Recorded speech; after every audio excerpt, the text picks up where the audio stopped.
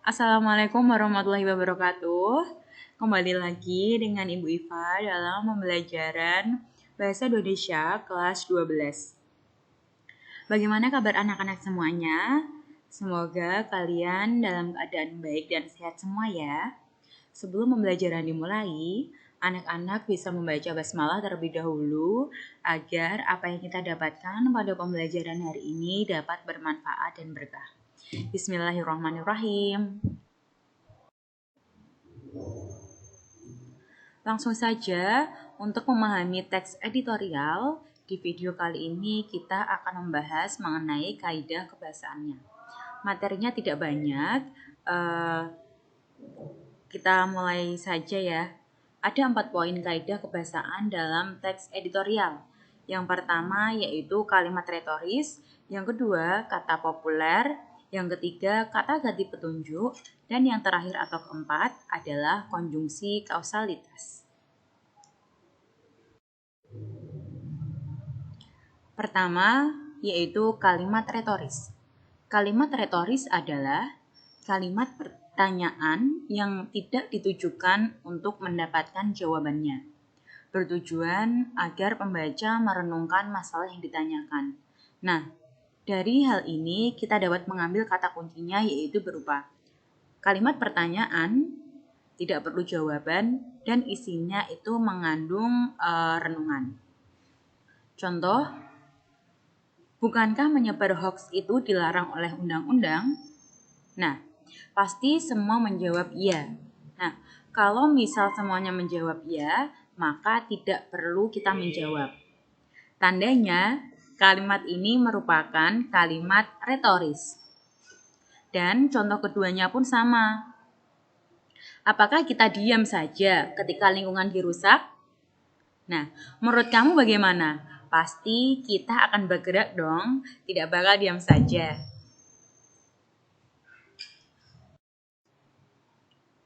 Selanjutnya yang kedua yaitu penggunaan kata populer.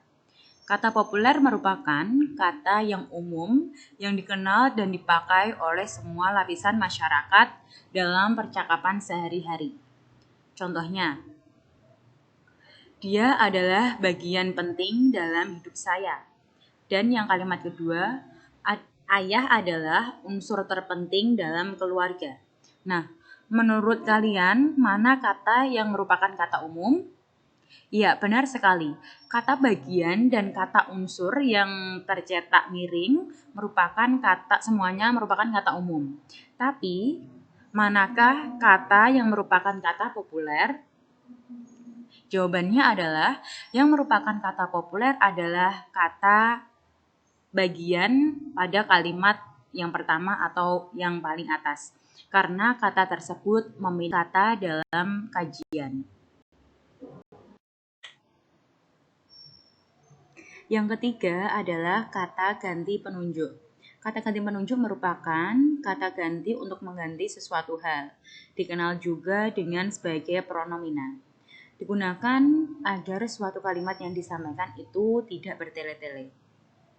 Ingat ya, jika suatu hari kamu menemukan ada orang yang menyebutkan pronomina penunjuk, nah itu sama saja dengan kata ganti penunjuk.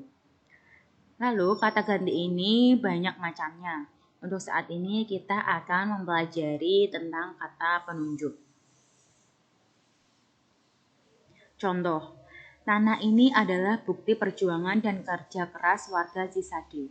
Ini dalam kata tersebut merupakan sebagai kata pronomina penunjuk benda. Begitu juga dengan contoh kedua. Kalimatnya berbunyi, udara di sini sangat segar dan membuat hati senang.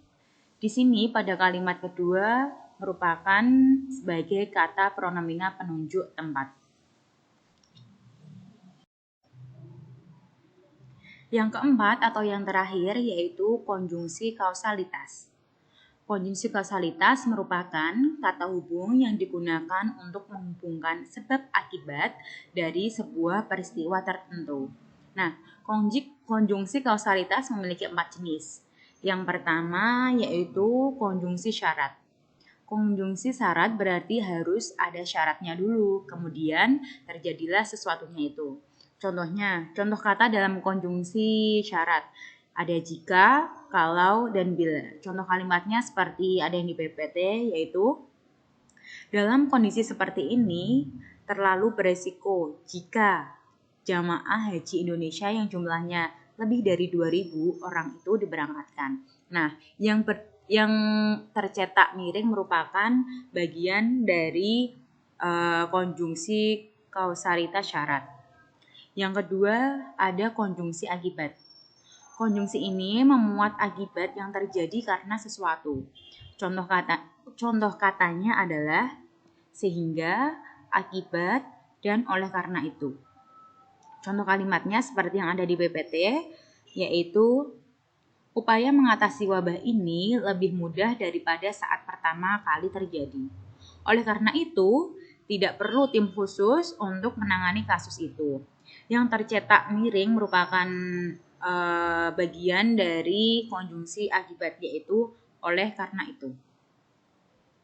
Yang ketiga yaitu konjungsi alasan. Konjungsi ini menjelaskan kenapa peristiwa tersebut bisa terjadi. Contoh katanya adalah karena. Contoh kalimatnya, kebijakan ini diambil karena pemerintah harus mengutamakan keselamatan jamaah di tengah pandemi COVID-19 yang belum selesai. Nah, karena di dalam kalimat tersebut merupakan bagian dari konjungsi alasan. Yang terakhir atau yang keempat yaitu simpulan. Jadi di sini memuat suatu kesimpulan dari adanya sebab akibat dari peristiwa tersebut. Contoh katanya yaitu dengan demikian, jadi, dan oleh karena itu.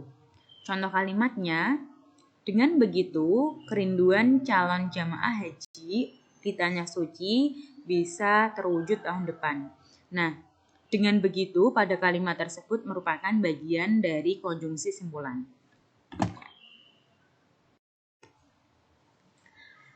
Baik, pembelajaran kali ini kita sudah selesai. Jika nanti ada yang ingin ditanyakan, boleh kalian bisa langsung chat di grup WhatsApp atau di Google Classroom. Terima kasih atas kesempatannya ya anak-anak semuanya. Tetap semangat belajar. Semoga ilmu yang kita dapat pada pembelajaran kali ini bisa bermanfaat dan berkah. Tetap jaga kesehatan. Sekian dari Ibu. Wassalamualaikum warahmatullahi wabarakatuh.